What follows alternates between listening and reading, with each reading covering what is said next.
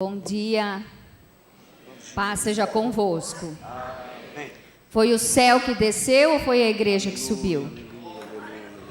Louvado seja o nome do Senhor. Eu agradeço a equipe de louvor nesta manhã, o Álvaro, justificando a ausência do coral excepcionalmente nesse mês. Hoje é dia 7 de setembro e temos centenas de pessoas da nossa igreja envolvidas no desfile cívico da nossa cidade. Então, por este motivo, hoje o coral não está aqui completo, mas o Álvaro, na liderança do Álvaro, nós louvamos a Deus por todos aqueles que estão aqui.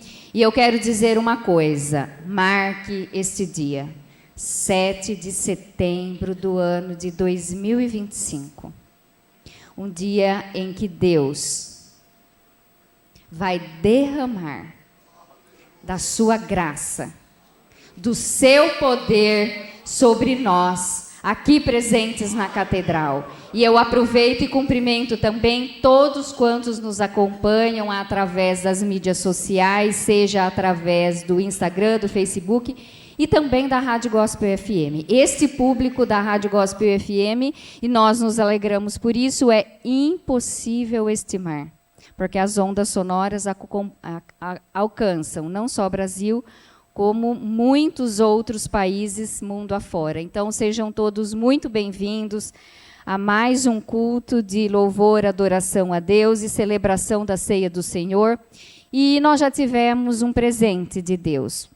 O dia de hoje é um presente, porque as misericórdias do Senhor se renovaram sobre a nossa vida nesta manhã. Eu convido a igreja para que abra a sua Bíblia no Evangelho de Jesus Cristo, segundo o relato de Mateus. Mateus, no capítulo 11.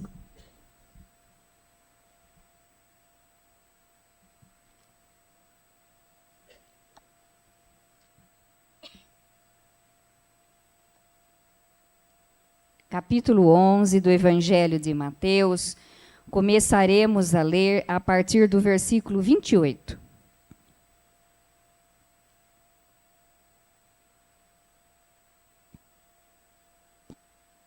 Mateus fez o seguinte registro, e antes de lermos, é importante que não consta dos outros evangelhos, apenas Mateus fez esse registro importantíssimo das palavras de Jesus, que disse assim: venham a mim, todos vocês que estão cansados e sobrecarregados, e eu os aliviarei. Tomem sobre vocês o meu jugo e aprendam de mim, porque sou manso e humilde de coração. E vocês acharão descanso para a sua alma, porque o meu jugo é suave e o meu fardo é leve. Graças a Deus. Feche seus olhos agora e fale com Deus. Senhor, meu Deus e meu Pai, nós estamos aqui, Senhor, reunidos na Tua igreja. E juntamente conosco estão milhares e milhares de pessoas que nos ouvem, ó Pai amado. E eu peço agora que o Senhor use a minha vida, Senhor, para trabalhar com as nossas vidas. Que o Senhor use esta frágil e pequena instrumentalidade, mas que recebe poder agora do Teu Santo Espírito para transmitir o Teu recado para a Tua igreja presente e para todos aqueles que podem me ouvir, que alcançam o som da minha voz, que sejamos edificados, ó Pai, que sejamos corrigidos para o nosso crescimento. É o que eu te peço, pelo nome poderoso de Jesus, e certa de que estou sendo ouvida e respondida, eu te agradeço.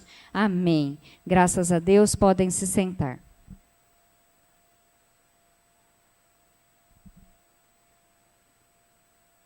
Deixa eu fazer uma pergunta. Quem aqui está se sentindo cansado? Não estou dizendo cansaço físico. Enfim, não sei se todos dormiram bem. Mas quem aqui se sente emocionalmente cansado, moralmente cansado, psicologicamente cansado? Nós temos alguém aqui nesta situação? Glória a Deus, poucas pessoas. Mas eu penso que se nós pararmos para analisar, com toda sinceridade, sem medo, nós estamos cansados. Nós estamos cansados. Nós estamos sobrecarregados. Com tudo o que temos visto, com tudo o que temos ouvido de notícias. Nós somos bombardeados diariamente. Meninos, por favor, o cronômetro para mim. Nós somos bombardeados diariamente com notícias, com informações que têm mexido com a nossa vida, com a nossa rotina, com o nosso emocional. Nós estamos sendo cada dia mais exigidos em performance, seja no trabalho, na família. Todos nós temos desgastes emocionais. E aqui nós encontramos relato do evangelista, evangelista Mateus, a respeito de palavras de Jesus. Vinde a mim, todos os que estáis cansados e sobrecarregados, que eu vos aliviarei. Certamente Jesus aqui não estava falando do cansaço físico que todos nós temos. Aquele cansaço físico que uma boa noite de sono é capaz de recuperar. Aquele dia exaustivo no trabalho, emocionalmente carregado por vezes dentro de casa, no ambiente familiar. Esse uma boa noite de sono pode resolver.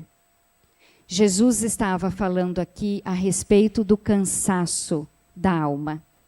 E ele oferece descanso para as nossas almas.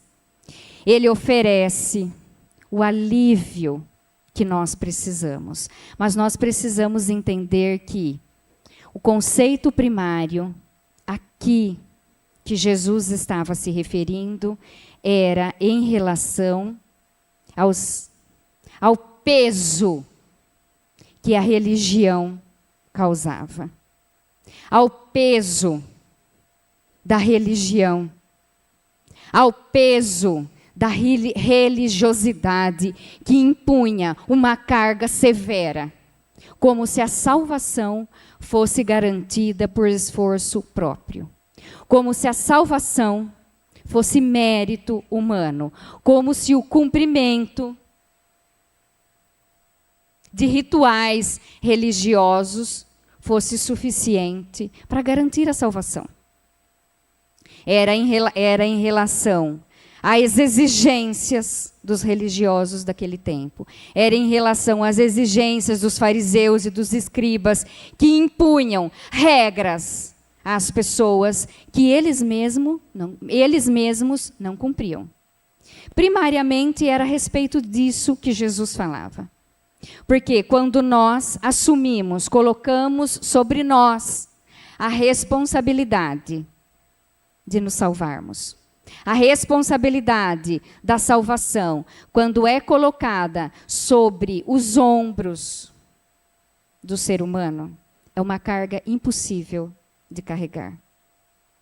Porque nós não somos capazes de salvarmos a nós mesmos.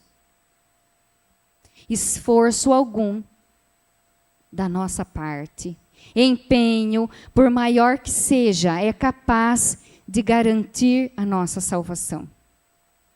E aqui Jesus propõe: vinde a mim, todos os que estáis cansados e sobrecarregados, e eu vos aliviarei. Jesus carrega o peso, Jesus carregou um peso, que nós somos incapacitados, que é impossível para nós carregarmos. E o tema da nossa mensagem, só a imagem, já nos traz descanso. O tema da mensagem deste mês é descanso para a alma. Nós estamos no Setembro Amarelo. O Setembro Amarelo é o mês de combate ao suicídio.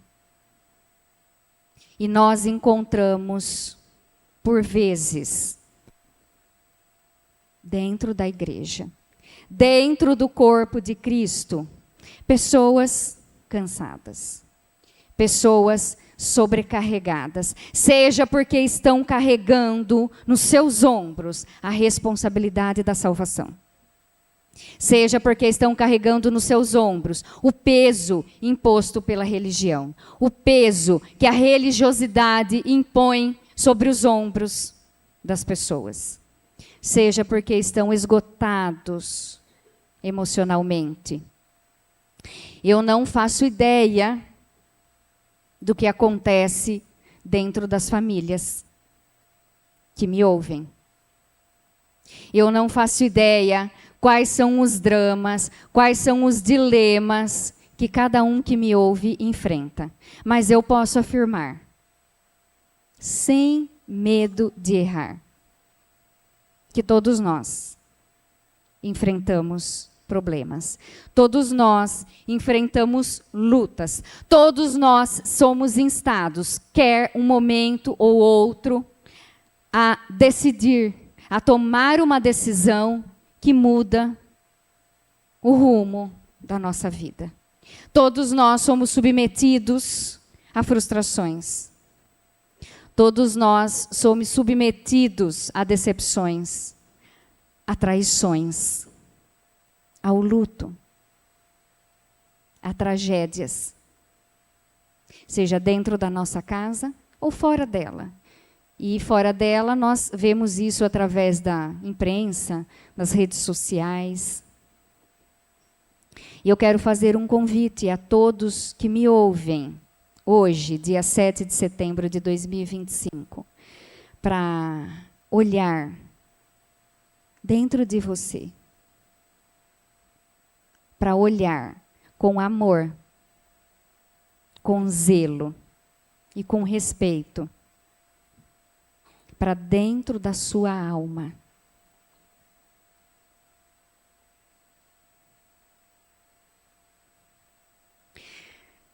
Como eu disse, nós vivemos numa maratona no dia a dia. Desafios econômicos, desafios financeiros, desafios fitness. Quem tem o shape mais em dia? Quem consegue executar maior performance? Qual alimentação você deve consumir? E aí você começa a consumir, passa uns meses, você descobre que aquilo que você estava consumindo é um veneno. Aí depois passa mais uns meses e diz que não é um veneno, essa mesmo é. Nós, por vezes, ficamos parecendo que estamos no meio de um tiroteio, cego no tiroteio, você não sabe para onde olha. Vocês estão dando risada, por quê? Porque é isso mesmo. E as dúvidas? Se casa, se não casa. Se compra casa, se não compra casa. Qual casa? Se faz festa. Se viaja de lua de mel. Se tem filho, se não tem filho. Essas exigências que a sociedade nos impõe e que nós, muitas vezes, nos impomos, gera um desgaste muito grande. Gera um desgaste muito grande na nossa alma. Gera um desgaste na alma, que alcança o físico. Nós já entramos no 9º mês do ano. Foi assim, num piscar de olhos. Ontem mesmo nós estávamos no culto da virada. Ontem mesmo nós estávamos aqui em 12 noites, clamando a Deus pelo mês de setembro. Vocês se lembram quais foram os pedidos que vocês que fizeram a campanha colocaram em relação ao mês de setembro? Nesta maratona que nós estamos submetidos diariamente, como você tem olhado para dentro de si? Será que nós temos olhado para a alma, que é a sede das emoções, das nossas emoções, com respeito? Será que nós temos olhado para a nossa alma com diligência? Ou será que nós estamos impondo uma carga pesada demais? E aí, como eu vi que os presentes aqui não ficaram confortáveis, não precisa levantar a mão. Depois de dito isso, quem é que está se sentindo cansado? Responda para você mesmo, porque eu percebi que aqui não ficaram à vontade para isso. Porque se nós formos honestos conosco, todos nós aqui vamos levantar a mão. Guerras pelo mundo. Uma guerra declarada dentro do nosso país. As notícias não nos dão conta de que o cenário político brasileiro nos seja favorável. Nós temos temos sido submetidos a notícias diárias de que o ambiente em Brasília, capital federal, está tenso. O ambiente não está pacífico. O ambiente não está harmonioso. E nós não podemos olhar para lá como se aquilo não falasse conosco aqui, no caso em Araras. No caso daqueles que me ouvem na sua cidade. Esta é a nossa nação. Aqui é o lugar onde Deus nos plantou. Num país abençoado, numa terra fértil.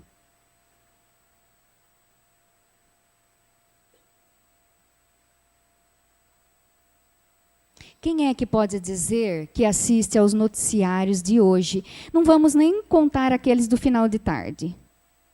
Aqueles do final de tarde, que espirra sangue, não vamos nem pensar nesses. Vamos pensar na rotina mesmo, nos noticiários. Quem é que pode dizer que acompanha os noticiários com tranquilidade emocional? Não. Isso mexe conosco? Isso mexe. Porque se nós olharmos, meus queridos que me ouvem, se nós olharmos para o bem, se nós reagirmos ao bem e ao mal da mesma forma, isso implica dizer que existe alguma coisa muito errada dentro de nós. Se nós não nos iramos com o mal que nós temos visto, isso implica dizer que tem alguma coisa muito equivocada no nosso relacionamento com Deus. Não significa nos irarmos e nos vingarmos. A Bíblia diz que nós podemos sim nos irar. Deus se ira também. Mas Ele não reage à sua ira com emoção, pelo impulso. Nós ficamos irados com o que temos visto. E é natural que sejamos irados com toda a situação que temos acompanhado, com todo o cenário que temos acompanhado, não só político, seja interno, seja externo, com todo o cenário de maldade, de perversidade, de mentira, de malignidade que tem avançado mundo afora. Nós estamos tão cansados, tão sobrecarregados, que nós vimos, parece que o mês de agosto não tinha fim. Nós fomos expostos a uma situação onde nós vimos, num único mês, notícias darem contas de crianças se comportando como adultos. E aí foi usado um neologismo, adultização infantil. No mesmo momento, nós encontramos adultos infantilizados.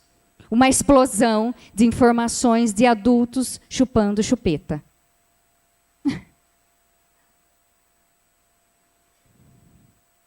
Adulto chupando chupeta para descarregar a sua ansiedade, para descarregar as suas tensões. Ou seja, o mundo está na contramão. Isso não cansa? Isso não desgasta o nosso emocional? Que você olha e você fala assim, escuta aqui. Não façam isso com as crianças. E de todo modo, a responsabilidade é sempre do adulto. A criança não tem culpa de estar sendo tratada, vestida como adulto. Isso é responsabilidade do adulto. E o adulto se comportando como um bebê, chupando chupeta para descarregar as suas tensões. Quando?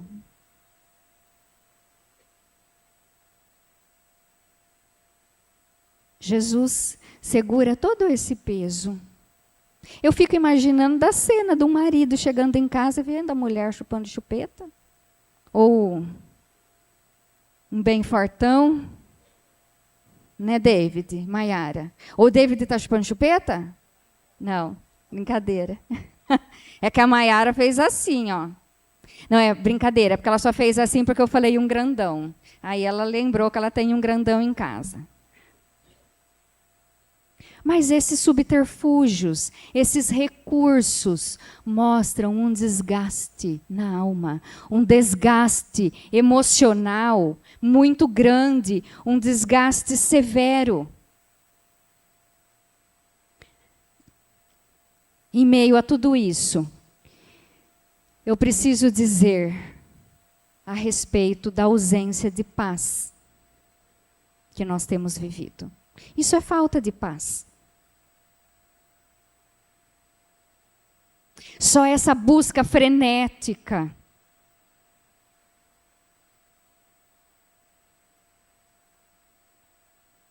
por soluções mágicas já demonstra uma alma sem paz. E a pessoa sem paz contamina o ambiente em que vive. Quem conhece alguém, quem convive com alguém que não tem paz, o ambiente é contaminado. O contrário também é verdadeiro. Quando você recebe, quando você está na presença de uma pessoa cheia de paz, cheia de alegria, o ambiente também é contaminado. Jesus faz um convite: vinde a mim. Na sequência do convite, uma promessa: eu vos aliviarei. Ir até Jesus é uma questão de vida ou de morte eterna.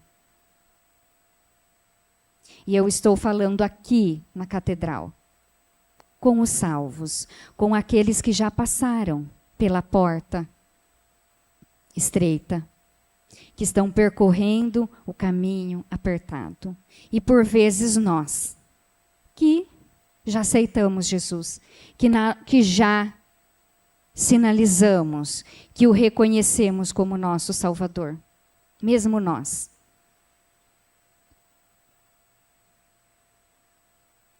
Porque queremos carregar o fardo que Jesus já carregou, nós mesmos. Porque queremos assumir o peso do pecado nas nossas costas. Quantas pessoas estão dentro da igreja carregando a culpa do pecado, dos pecados do passado? Quantas pessoas estão dentro da igreja, debaixo do chicote severo do pecado? Porque não conseguem se perdoar pelos pecados do passado. Não conseguem assimilar que Jesus já pagou o preço. Que Jesus não espera perfeição de ninguém. Ele não exige de nós o que nós não podemos dar. Ele não exige perfeição. Ele só exige arrependimento.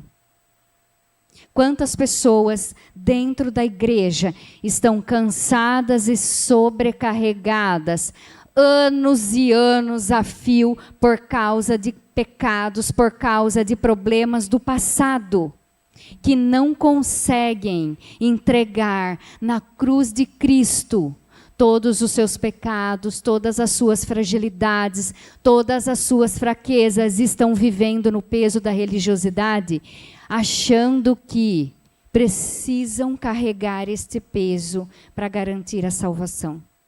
Jesus faz um convite: vinde a mim, todos os que estáis cansados e sobrecarregados, e eu vos aliviarei. Vocês sabem o que é um jugo? O jugo é uma peça de madeira. Menino, se tiver aí como pesquisar e colocar no painel, não sei se todos sabem. O jugo é uma peça de madeira usada para conduzir animais, sempre em 2. É certo que não pode os 2 animais, eles colocam, seja na cabeça dos bois, dos cavalos, eu acho que era mais usada para bois. Não pode cada um ir para uma direção. Tem sempre um dominante. Jesus disse que o jugo dele é suave e que o fardo é leve. Isso fala do nosso discipulado. Discípulo de Jesus é o seguidor de Jesus. Se o jugo de Jesus é suave, se nós somos discípulos de Jesus, nós deixamos que Ele nos conduza. Mas, pela natureza humana, nós queremos sempre nós controlarmos o percurso, nós queremos nós controlarmos o trajeto, acreditando que nós fazemos melhor do que Deus faz. E isso cansa, e isso desgasta. Quem é professora? Professora infantil aqui, levante a mão. Bem alto. Olha quantas professoras. Vocês, não sei, no meu tempo eram uns 40, 50 alunos. Quantos alunos tem em sala, Ariane? 6. Enfim, não tem mais 25, 30 em sala? 20.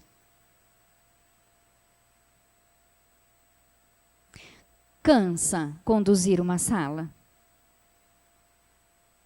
A responsabilidade de uma professora dentro da sala de aula, onde cada criança, cada um quer fazer uma coisa. Como chega no final do dia? Porque você está liderando, porque você está dirigindo, porque você está conduzindo. Uma mãe dentro de casa com seus filhos pequenos acaba o seu dia esgotada, porque cansa. Vocês entendem que nós queremos fazer o trabalho que é de Deus? Por isso que a gente fica tão cansado. Quem tem a responsabilidade de conduzir, tem uma responsabilidade que cansa. Deixa para Deus. Deixa para Jesus. Entenda que o jugo é suave e o fardo é leve. Mas afinal, o que é o fardo de Jesus? O fardo é um peso. O fardo é alguma coisa que você leva nas suas costas. O fardo de Jesus do discipulado. O fardo de Jesus é leve. É o do discipulado. O fardo de Jesus é aquele que nos diz que Ele é o nosso modelo, que nós procuramos andar como Ele andou, que Ele nos inspira, que nós repetimos o que Ele fez aqui. E aí agora eu quero falar a respeito de 2 coisas que angustiam muitas pessoas, que atormentam o mundo nos dias de hoje. Ansiedade. Ansiedade é um sentimento democrático que alcança todo mundo, até as crianças. Crianças, hoje em dia, são ansiosas. O mundo pós-pandemia é um mundo ansioso. E o corpo sinaliza, o corpo dá mostras de ansiedade. E entenda, a ansiedade é um sentimento irresponsável. A ansiedade chama para si algo que não lhe pertence. Não significa que nós não podemos nos preocupar com o amanhã. Não só podemos, como devemos. Não preocupação excessiva. Mas nós precisamos pensar, sermos previdentes. Mas a ansiedade tira de nós energia. A ansiedade tira de nós a fé. Algum grau de ansiedade, e a ansiedade se revela, hoje em dia, como eu disse, é democrático. Em todos os níveis sociais, econômicos, culturais, todas as faixas etárias. E a ansiedade se manifesta de várias formas. Batendo os pés, mordendo os dentes apertando os dentes enquanto dorme.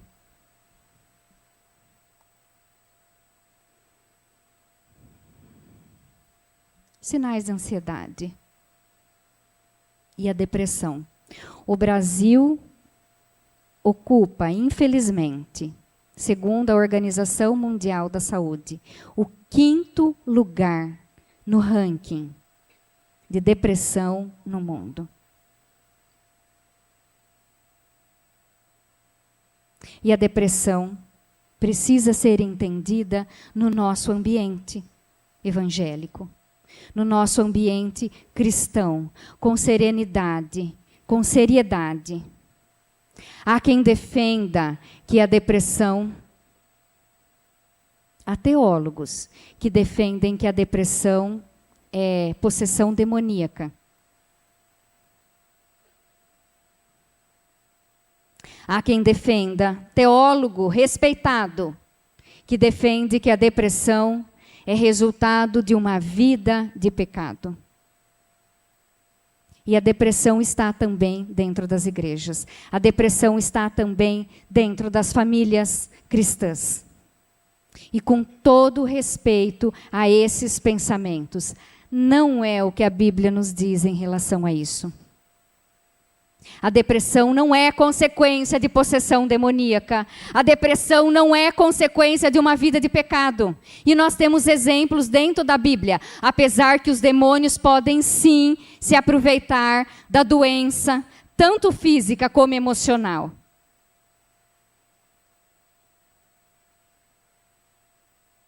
Mas nós encontramos um homem de Deus na Bíblia, chamado Elias. O grande profeta Elias. E a Bíblia relata um estado crítico que o profeta Elias passou, profundamente imerso na depressão.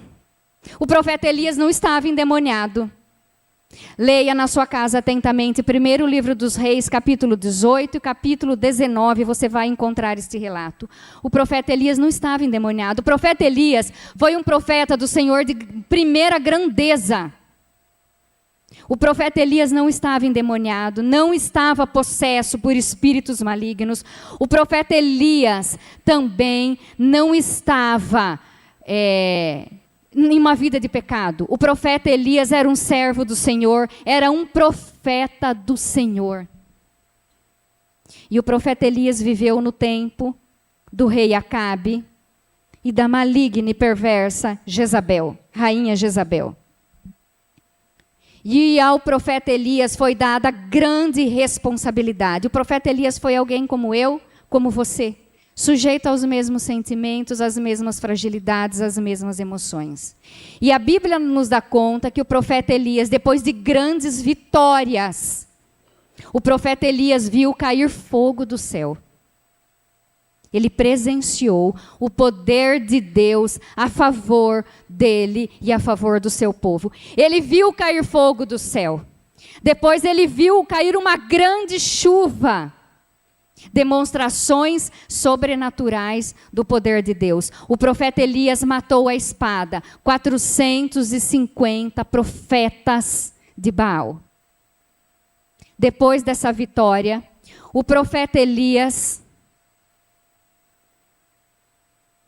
parou de olhar para Deus e começou a olhar para Jezabel. E Jezabel mandou um recado para ele. Depois que ela soube que 450 dos profetas do Deus que ela servia haviam sido mortos pelo profeta Elias. Ela disse o seguinte: você vai morrer. E quando ele recebeu o recado, o profeta Elias, que havia presenciado todas aquelas demonstrações, a Bíblia diz que ele sentiu medo. E no momento de maior fragilidade na vida do profeta Elias, com medo, acuado, a única coisa que ele não poderia fazer é o que ele fez. Ele se isolou. O profeta Elias, com medo, a Bíblia diz, se escondeu numa caverna. E ficou sozinho. O profeta Elias precisava de alguém nesse momento para conversar. O profeta Elias precisava de alguém nesse momento para desabafar. E ele desejou morrer.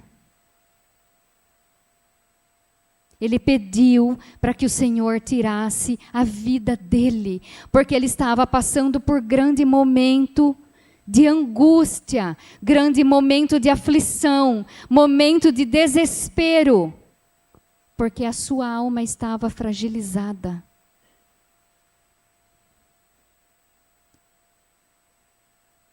Isso aconteceu com o profeta Elias.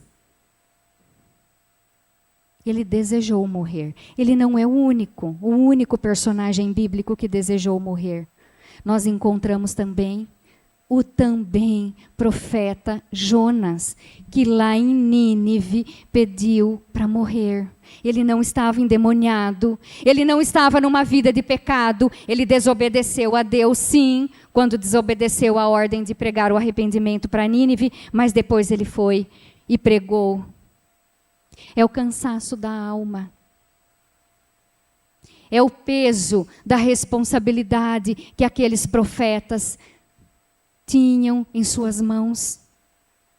Embora na condução de Deus, embora recebendo do alto poder de Deus, a responsabilidade deles era muito grande. E nós temos visto, nós temos recebido notícias, até de pastores que têm tirado a própria vida. Porque o pastor normalmente não tem com quem desabafar.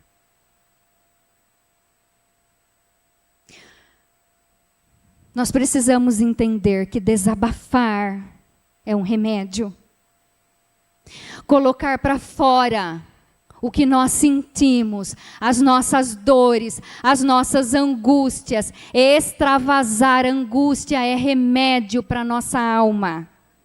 Mas não faça isso em redes sociais. Não vá para as redes sociais se expor.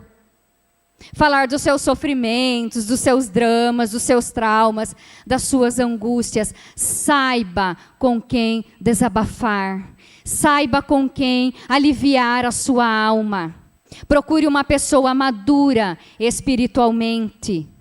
Aqui, a igreja em Araras, nós temos 24 horas por dia um pastor que pode te ouvir.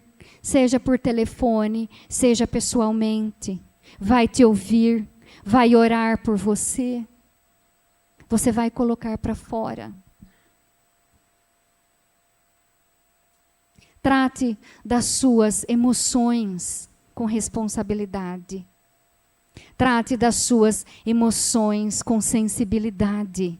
Respeite-se. Eu não tenho que desabafar com ninguém as minhas angústias. Será? Nós somos discípulos de quem? Quem sabe? Jesus. Jesus colocou a angústia para fora ou não? Jesus.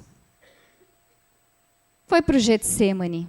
O momento da maior angústia de Jesus não foi no Calvário. O momento da maior angústia de Jesus foi no Getsêmani. Quando Jesus estava angustiado, quando a sua alma sangrava, quando Jesus não estava mais suportando, porque Jesus foi um homem com os mesmos sentimentos, com as mesmas tentações que nós. Jesus foi para o Getsêmani sozinho? Não.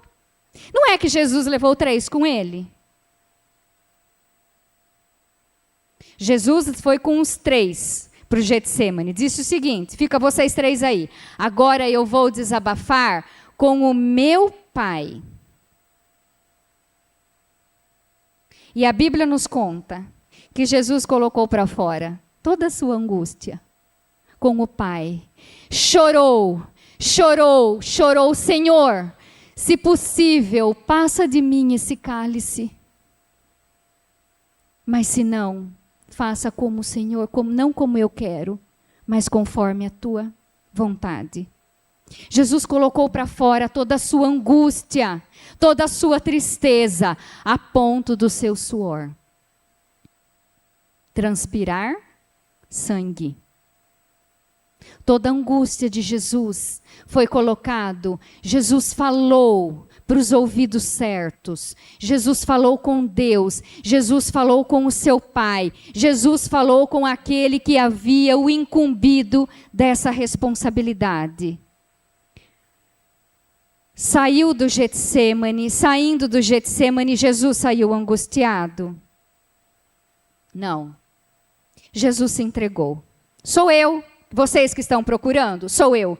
Depois de descarregar, depois de colocar para fora toda a sua angústia, toda a sua tristeza, todo o seu sentimento ruim, Jesus se entregou. E no caminho para o Calvário encontrou as mulheres que choravam, que batiam no peito, o meu mestre. Jesus falou, não. Jesus falou, vocês estão chorando por causa de mim? Vou falar aqui com as minhas palavras. Não chore por causa de mim, não. Chore por causa de vocês. Chore por causa dos filhos de vocês. Ali era Jesus, homem, humano. Depois de desabafar, depois de entregar as suas angústias com Deus, com a pessoa certa, Jesus saiu de lá fortalecido e enfrentou de peito aberto todo o escárnio, toda a humilhação da via dolorosa, todo o sofrimento, cusparada, por amor a mim, por amor a você, de peito aberto. Lá no Calvário, crucificado, Jesus assume papel de advogado. Quando Jesus diz o seguinte: Pai, perdoa-lhes, porque eles não sabem o que fazem. Jesus é ou não é o nosso advogado? 1 João diz também que nós temos um advogado perante o Pai, que é Jesus Cristo. Jesus não é só o nosso advogado, como se fosse pouco, né? Quem quer ser o advogado? Jesus. Não pago nem honorários. Justiça gratuita. Jesus é também nosso médico.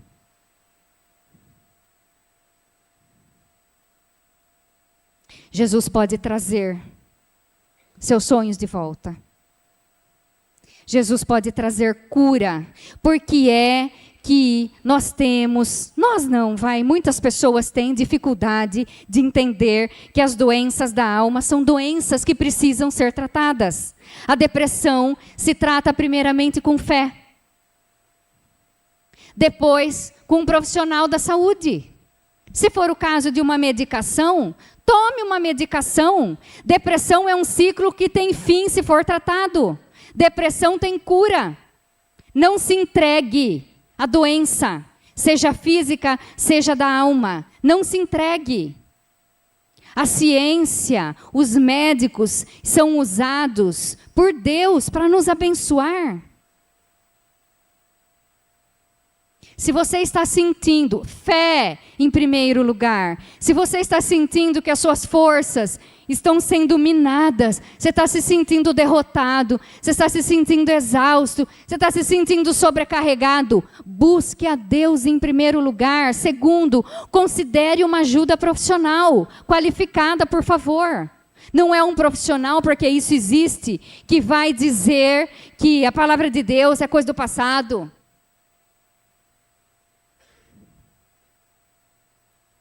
A fé, isso a ciência diz, que a fé ajuda em muito na recuperação de doentes, sejam físicos, sejam da alma, doenças da alma. A fé colabora muito. São recursos que a ciência nos oferece. Nós não podemos desprezar. Nós temos exemplos na Bíblia de pessoas de Deus. Deus curou, por exemplo, o rei Ezequias e mandou o profeta Isaías que ele passasse uma pasta de figos. E naquele tempo era remédio para úlcera. Não é errado. Por favor, se ame. Cuide por fora e por dentro com o mesmo amor. O problema é que muitas pessoas não se cuidam nem por fora nem por dentro.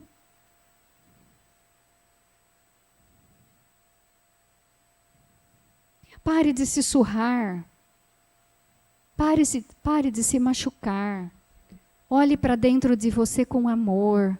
Olhe para dentro de você com o amor, com o valor que Deus te deu quando enviou o seu Filho único para morrer por nós. Querido que me ouve, só Deus é onipotente.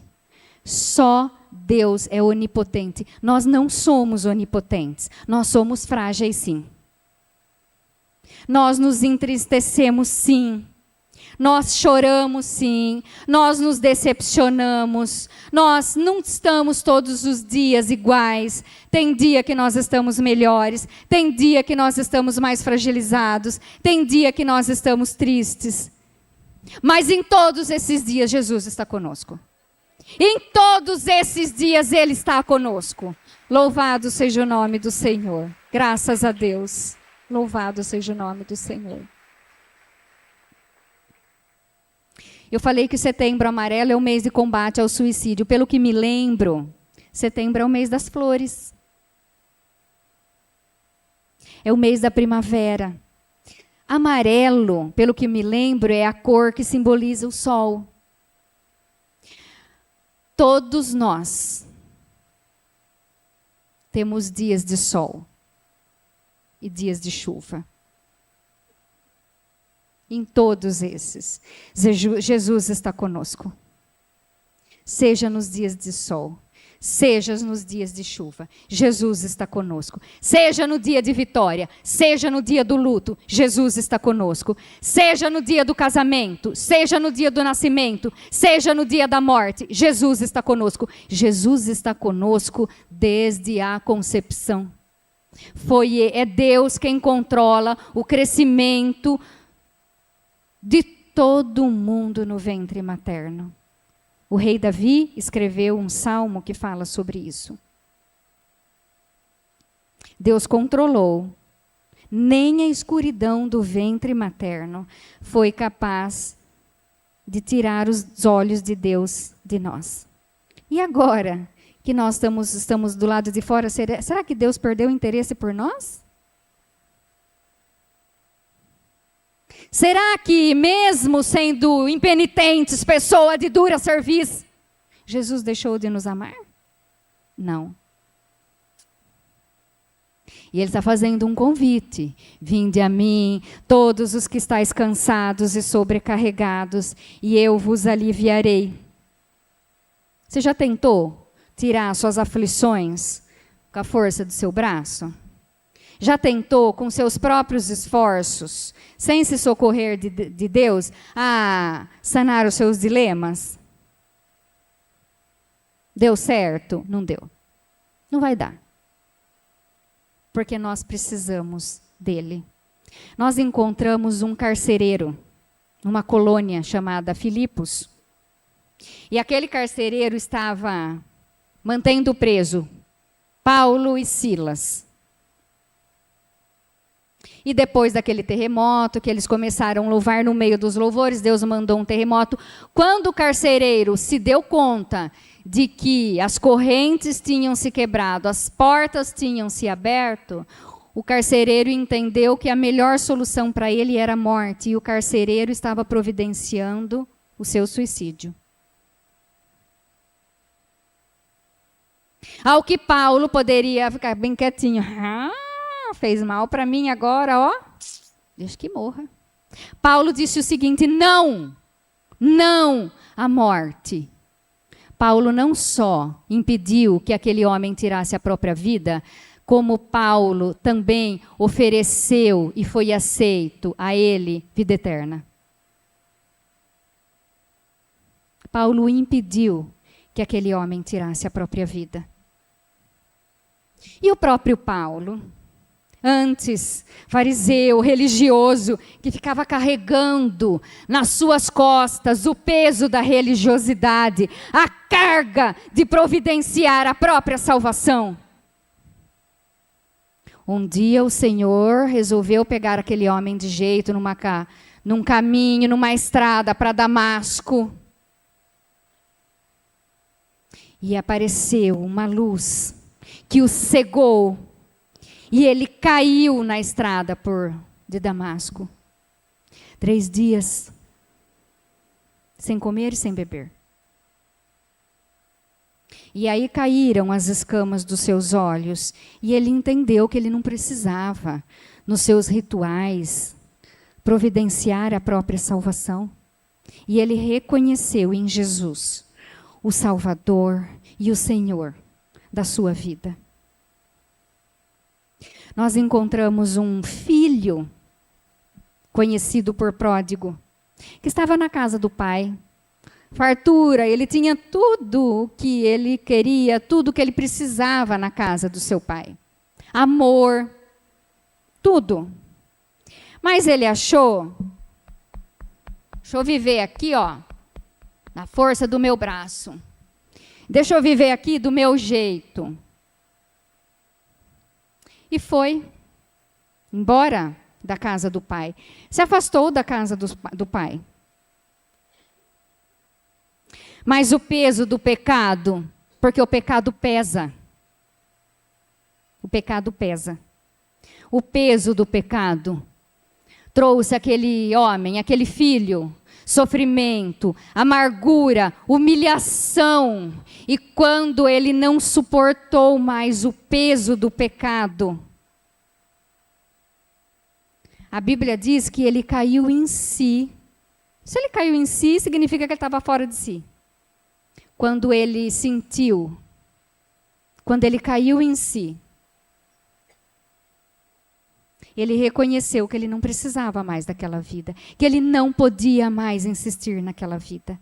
Aqueles que me ouvem no rádio, sobretudo nas redes sociais, talvez você seja alguém como o filho pródigo, que se afastou da casa do pai, que está carregando um peso do pecado, que está carregando um fardo impossível de carregar. Volte o mais rápido possível.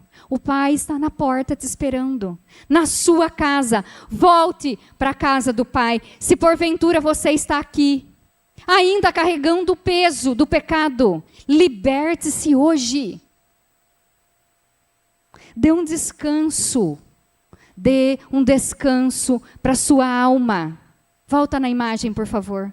Dê um descanso para a sua alma. Alivie a sua alma. Alivie o peso da religiosidade. Alivie o peso do pecado. Nós encontramos o apóstolo Paulo, certa feita, falando para o seu discípulo Timóteo, um jovenzinho. Ele disse o seguinte: cuide de você mesmo. Isso nós encontramos na primeira carta de Timóteo, para Timóteo, né, no capítulo 4, versículo 16. Paulo orientando: cuide de você.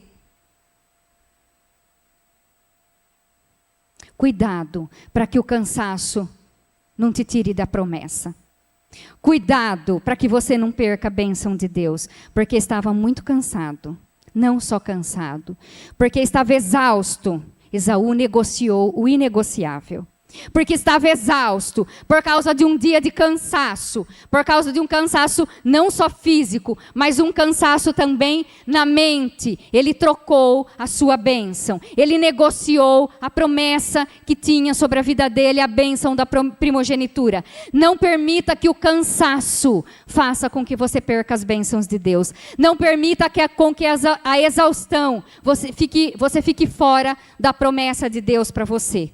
Não permita, alivie a sua alma, alivie o seu coração. E nós vamos ler o que está escrito no livro dos Salmos, no capítulo 50, Salmo 50, versículo 15. Coloca nos painéis, por favor.